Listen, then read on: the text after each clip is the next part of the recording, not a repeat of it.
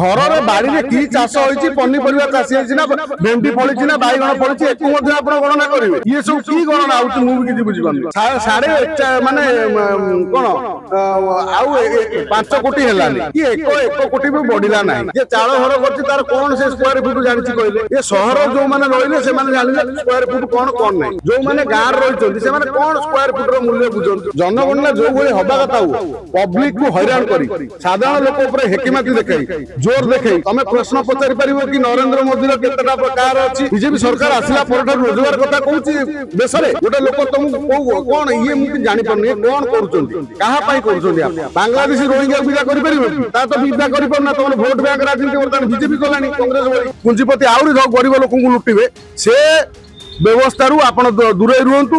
ଯଦି ଗଣନା ହବ, ତମେ ଯୋଉ 33ଟି ପ୍ରଶ୍ନ ପଚାରିବ ଜଣେ ବୟସ୍କ ଲୋକ ଘରର ମୁରବୀକୁ, ସେ ଯଦି ବୟସ୍କ ଲୋକ ବୁଢାଟି ହେଇଥାଏ ନା 33 ପ୍ରଶ୍ନ କାହିଁ କରିବା?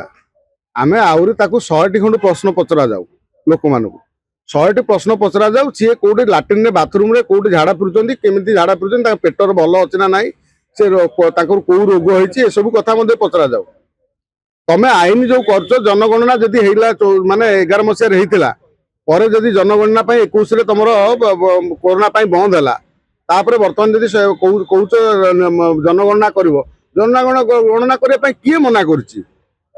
ତମେ ଯୋଉ 33ଟି ପ୍ରଶ୍ନ ପଚାରିବ ଜଣେ ବୟସ୍କ ଲୋକ ଘରର ମୁରବୀକୁ, ସେ ଯଦି ବୟସ୍କ ଲୋକ ବୁଢାଟି ହେଇଥାଏ ସେ କଣ କହିବ ତମକୁ?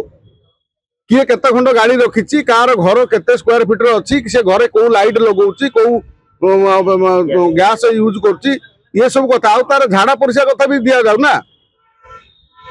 ଯେଠି କଥା ପଡିଛି ହଁ ଠିକ ଅଛି, ସାଧାରଣ ଲୋକ ଏହାକୁ ମାନିବେ। ତମେ ପ୍ରଶ୍ନ ପଚାରି ପାରିବ କି ନରେନ୍ଦ୍ର ମୋଦିର କେତେଟା କାର ଅଛି? ପ୍ରଶ୍ନ ପଚାରି ପାରିବ କି ଏଇ ଯୋଉ ରାହୁଲ ଗାନ୍ଧୀର କେତେଟା କାର ଗାଡି ଅଛି? ମୋହନ ମାଝୀଙ୍କର କେତେଟା ଅଛି? ନବୀନ ବାବୁଙ୍କର କେତେଟା ଅଛି? ସବୁ ଧନୀ ଲୋକଙ୍କର କେତେ ଟଙ୍କା ଅଛି? କେତେଟା ଗାଁର କାର ଅଛି? କେତେ ଜମି ବାଡି ଅଛି? କେତେ ହଡପ କରି ଜମି ରଖିଛନ୍ତି? ନାଇଁ ପାଠ ପଢିଛ, ଚାକିରି କରୁଛ, ରୋଜଗାର ନା ନା ରୋଜଗାର କେତେ? ରୋଜଗାର ତମେ କଣ ରାଜ୍ୟରେ କାହାକୁ ଦେଇଛ? ବିଜେପି ସରକାର ଆସିଲା ପରଠାରୁ ରୋଜଗାର କଥା କହୁଛି ଦେଶରେ। ତମେ ଜନଗଣନା କରିବ, 32ଟି ପ୍ରଶ୍ନ ନେଇକି ଯିବ, 33ଟି ପ୍ରଶ୍ନ ନେଇକି ଯିବ। 33ଟି ପ୍ରଶ୍ନ ନେଇ ଗଲେ ଗୋଟେ ଲୋକ ତମକୁ କଣ ଇଏ ମୁଁ କିଛି ଜାଣିପାରୁନି କଣ କରୁଛନ୍ତି, କାହା ପାଇଁ କରୁଛନ୍ତି? ଆପଣ ଯଦି କହୁଛନ୍ତି ହଁ ବାଂଲାଦେଶୀ ରୋହିଙ୍ଗ୍ୟାକୁ ବିଦା କରିବା କଥା କରୁନ, ବାଂଲାଦେଶୀ ରୋହିଙ୍ଗ୍ୟାକୁ ବିଦା କରିପାରିବ କି? ତା ତ ବିଦା କରିପାରୁନା। ତମର ଭୋଟ ବ୍ୟାଙ୍କ ରାଜନୀତି ବର୍ତ୍ତମାନ ବିଜେପି କଲାଣି, କଂଗ୍ରେସ ଭଳି।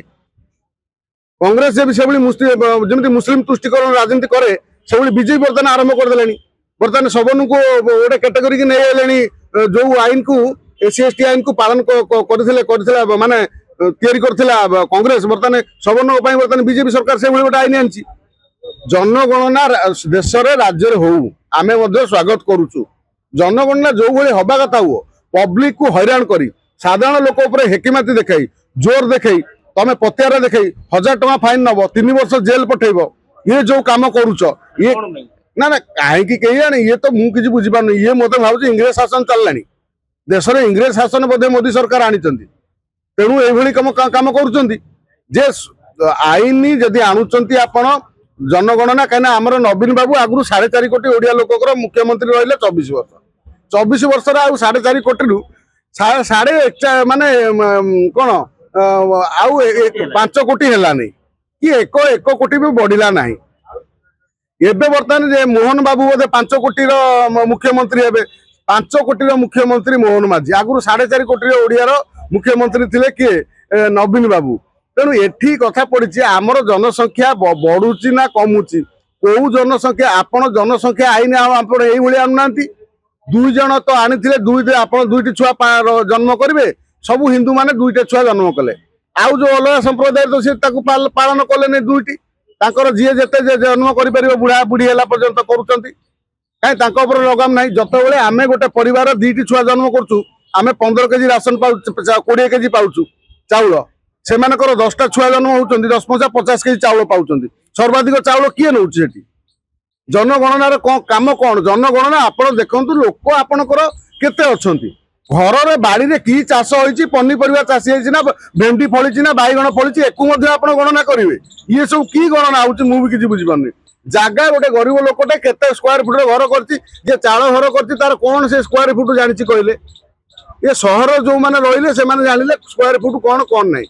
ଯୋଉମାନେ ଗାଁରେ ରହିଛନ୍ତି ସେମାନେ କଣ ସ୍କୋୟାର ଫୁଟର ମୂଲ୍ୟ ବୁଝନ୍ତି, ତାଙ୍କୁ ଆପଣ ସ୍କୋୟାର ଫୁଟର ଆଜ୍ଞା ଜ୍ଞାନ ଦେବେ। ସେଠି ଯାଇକି ଆପଣ ଯାଇକି କଣ ବୁଝେ 33ଟି ପ୍ରଶ୍ନ ପଚାରିବେ। ଲୋକ କେତେ ଜଣ ଅଛନ୍ତି, କର୍ମ କେତେ ଜଣ ପାଇଛନ୍ତି କି ନାହିଁ ପଚାରନ୍ତୁ।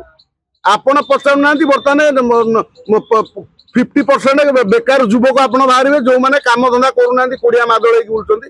ଆପଣ ପାଠ ପଢିକି ବେକାର ହେଇଛନ୍ତି, ଆପଣ ମାନେ ଚାକିରି ଦଉନାହାନ୍ତି, ତମ ସରକାର ଚାକିରି ଦଉନି, ବିଜେପି ସରକାର। ତେଣୁ ସରକାର ଚାକିରି ଦବ କାହିଁକି? ତମେ ଚାକିରି ନ ଦେଇ ଏପଟ ଚାକିରି ଦେଲ ନାହିଁ, ବେକାର ହେଇକି ବୁଲିଲେ, ତାପରେ ତମେ ଯିବ କଣ କରିବ ନା ହଉଛି ଜନଗଣନା କରିବ, 33ଟି ପ୍ରଶ୍ନ ପଚାରିବ। 33ଟି ନୁହଁ, ଆହୁରି 35ଟି ନୁହଁ, 5000 ଖଣ୍ଡ ପ୍ରଶ୍ନ ପଚାରି ସେ ବେହୋସ ହେଇଯାଉ ଲୋକଟା, ଯେମିତି ଏକାଥର ବେହୋସ ହେଇଯାଉ, ସେ ପାଣି 2-4 ଗ୍ଲାସ ପିଇ ଦଉ। ନହେଲେ ଗୋଟେ ଦିନ ସାରା ବସେଇକି ଆପଣ ଜେଲରେ ଯେମିତି ସେଲରେ ବସିକି ଇଏ କରନ୍ତି, କଣ ପୋଲିସ କରେ, ଇଣ୍ଟେଲିଜେନ୍ସ କରେ, ସେଇଭଳି ତମେ କର। ତମେ ସେଇଭଳି କର ଯେ ପଚାରୁଥା ବସିକି ଦିନ ରାତି। ଏ କଥା ହଉଛି, ଦେଖନ୍ତୁ ଏଠି ଯଦି ଆପଣ ଜନଗଣନା କରୁଛନ୍ତି, ବାସ୍ତବରେ କେତେ ଲୋକ ଅଛନ୍ତି ଗୋଟେ ପରିବାର, ତାକୁ ଯାଞ୍ଚ କରାଯାଉ। ଆୟ ବ୍ୟୟ ହିସାବ ଯଦି ଆପଣ ଗରିବ ଲୋକଟେ ପାଖରୁ ଆୟ ବ୍ୟୟ ନେବେ, ତାହେଲେ ଓଡିଶାରେ, ଭାରତ ବର୍ଷରେ କେତେ ଧନୀ ଅଛନ୍ତି, ତାଙ୍କ ପାଖରେ କେତେ ଟଙ୍କା ଅଛି, ତାର ମଧ୍ୟ ଆପଣ ଯାଞ୍ଚ ଯଦି କରିବେ, ତାହେଲେ ଗରିବ ଲୋକ ଆପଣଙ୍କୁ ସମର୍ଥନ କରିବେ। ନହେଲେ ଗରିବ ଲୋକ କେତେ ଟଙ୍କା ରୋଜଗାର କରୁଛି, ଆପଣ ତା ପାଖରୁ ଡାଟା ନେଇଯିବେ, ମାନେ ପୁଞ୍ଜିପତିକି ଛାଡି ଦେଇ ପୁଞ୍ଜିପତି ଆହୁରି ଗରିବ ଲୋକଙ୍କୁ ଲୁଟିବେ। ସେ ବ୍ୟବସ୍ଥାରୁ ଆପଣ ଦୂରେଇ ରୁହନ୍ତୁ। ଯଦି ଗଣନା ହବ, ଦେଶ ଛାଡିକି ପଳଉଛନ୍ତି ବାହାରକୁ, ତାଙ୍କର ଗଣନା କରାଯାଉନି। ନା ଦେଶ ଛାଡିକି ତ ଦେଶକୁ ଲୁଟିକି ମୋଦି ପଳେଇଲା। କୋଉ ମୋଦି? ସେଟା କଣ କହୁଛନ୍ତି? ନୀରବ ମୋଦି ପଳେଇଥିଲା ଦେଶକୁ ଲୁଟିକି। ତେଣୁ ଏମିତି କେତେ ଲୋକ ଅଛନ୍ତି, ହଁ, କେତେ ଲୋକ ଲୁଟିକି ଯାଇଛନ୍ତି। ତେଣୁ ତାଙ୍କ କଥା ଛାଡି ଦିଅନ୍ତୁ। ଆମେ କହିବା କଥା ଏ କଥା ଯେ ଓଡିଶାରେ ତଥା ଭାରତର ଯଦି ଜନଗଣନା ହଉଛି, ଯଦି କାହାର ଆର୍ଥିକ କଥାକୁ ଆପଣ ଦେଖୁଛନ୍ତି, ଯୋଉ ଆର୍ଥିକ କଥାଟି ଯୋଉମାନେ ଆର୍ଥିକ ପରିବାର ସ୍ୱଚ୍ଛଳ ନୁହଁ, ଚଳିବାକୁ ଅକ୍ଷମ, ତାହେଲେ ଆପଣ ତାଙ୍କୁ ପରିବାରକୁ ଚଳେଇବେ ତ? ତାଙ୍କୁ ଆବଶ୍ୟକ ଅନୁସାରେ ତାଙ୍କୁ କର୍ମ ନିଯୁକ୍ତି ଦେବେ ତ? ଆଉ ଯୋଉ ଧନୀ ଲୋକ ପୁଳା ପୁଳା ଟଙ୍କା ରୋଜଗାର କରି, ଶୋଷଣ କରି, ବ୍ଲାକ୍ ମନି ରୋଜଗାର କରିଛି ଅସତ ଉପାୟରେ, ତାକୁ ମଧ୍ୟ ତାର କେତେ ଟଙ୍କା ସେଇ ଜନଗଣନା ଭିତରେ ଯାଞ୍ଚ କରିବେ, ତାହେଲେ ଆପଣଙ୍କୁ ପୂର୍ଣ୍ଣ ସହମତ କରିବେ ସାଧାରଣ ଲୋକ।